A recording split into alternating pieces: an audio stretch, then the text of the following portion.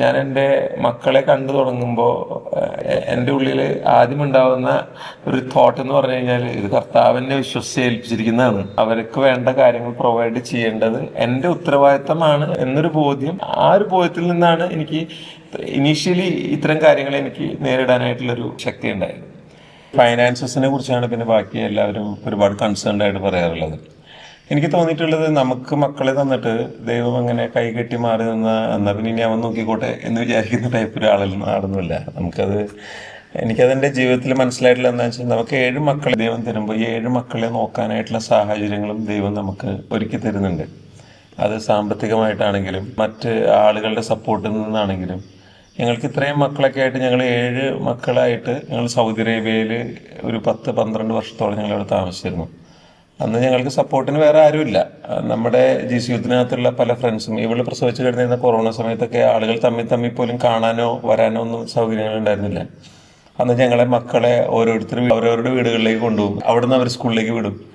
അതുപോലെ തന്നെ ഫൈനാൻസസിൻ്റെ കാര്യത്തിലായാലും ഞങ്ങൾക്ക് മക്കളധികം ഉണ്ടായി എന്ന് വിചാരിച്ചിട്ട് ഒരിക്കലും അങ്ങനെ ഒരു ഫൈനാൻഷ്യലി സ്ട്രഗിൾ ചെയ്യാനായിട്ട് ദൈവം ഞങ്ങൾ അനുവദിച്ചിട്ടില്ല. ഓഫ് കോഴ്സ് നമുക്ക് ചെറിയ ഏറ്റക്കുറച്ചിലുകളൊക്കെ ചില കാര്യങ്ങളൊക്കെ ഉണ്ടെങ്കിലും ഞങ്ങളങ്ങനെ ഒരു സ്ട്രഗിൾ ചെയ്യുന്ന രീതിയിലേക്ക് നമുക്കൊന്നും പോയിട്ട്, എപ്പോഴും നമുക്കറിയാം ഞങ്ങൾ സ്ട്രഗിൾ ചെയ്യുന്നൊരു സാഹചര്യം ഞങ്ങൾക്ക് ഉണ്ടാവാൻ പോകുന്നുണ്ട് ഞങ്ങൾ അറിയുമ്പോൾ ദെൻ ദ ഹെൽപ്പ് കംസ്.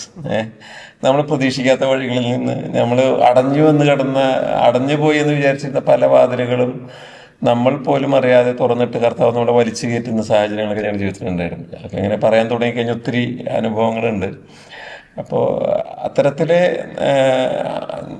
എല്ലാം നമ്മുടെ കൺസേൺസ് ആണ്. നമുക്ക് പലർക്കും ഇതൊക്കെ എങ്ങനെ ചെയ്യാൻ പറ്റും, എന്ത് ചെയ്യാൻ പറ്റും. എനിക്ക് എപ്പോഴും തോന്നിയിട്ടുള്ളത്, നമുക്ക് 7 മക്കളെ ദൈവം തരുന്ന, ഇപ്പോൾ എന്താ പറയുക, നമുക്ക് ഒരു കൊച്ചിനെ തരുമ്പോൾ ദൈവം ഒരു കൊച്ചിനെ നോക്കാനുള്ള കഴിവേ തരുള്ളൂ. കാരണം അവന് 5 കൊച്ചുങ്ങളെ നോക്കാനുള്ള കഴിവ് കൊടുത്തിട്ട് കാര്യമില്ലല്ലോ. അപ്പോൾ നമുക്ക് 2 കൊച്ചുങ്ങളുണ്ടാകുമ്പോഴാണ് 2 പേരെ നോക്കാനുള്ള കഴിവ് തരുന്നത്.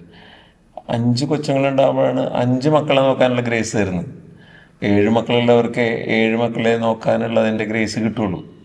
അപ്പോൾ അല്ലാതെ തന്നെ ദൈവം നേരത്തെ കൂട്ടി കല്യാണം കഴിഞ്ഞ പിറ്റേ ദിവസം തന്നെ 7 മക്കളെ നോക്കാനായിട്ട് ഗ്രേസ് ഒക്കെ തന്നാൽ നാളെ മുതൽ നിങ്ങൾ 7 മക്കൾ ഉണ്ടാക്കിക്കോ എന്ന് പറയില്ല. നമ്മളുടെ ഒരു വില്ലിങ്നെസ്, നമ്മളുടെ ഒരു യെസ് ടു ലോഡ് വളരെ പ്രധാനപ്പെട്ടതാണ്. നമ്മൾ കർത്താവിനോട് യെസ് പറഞ്ഞാൽ, കർത്താവ് യാക്കോബുസ്ലീഹയുടെ ലേഖനത്തിൽ പറഞ്ഞ ദൈവത്തോട് ചേർന്ന് നിന്നാൽ ദൈവം നമ്മളോടും ചേർന്ന് നിൽക്കും എന്നുള്ളതാണ് എൻ്റെ ജീവിതത്തിൽ എനിക്ക് ഇന്നേ വരെ തോന്നിയിട്ടുള്ള ഒരു അനുഭവം, എൻ്റെ ഒരു സാക്ഷ്യം.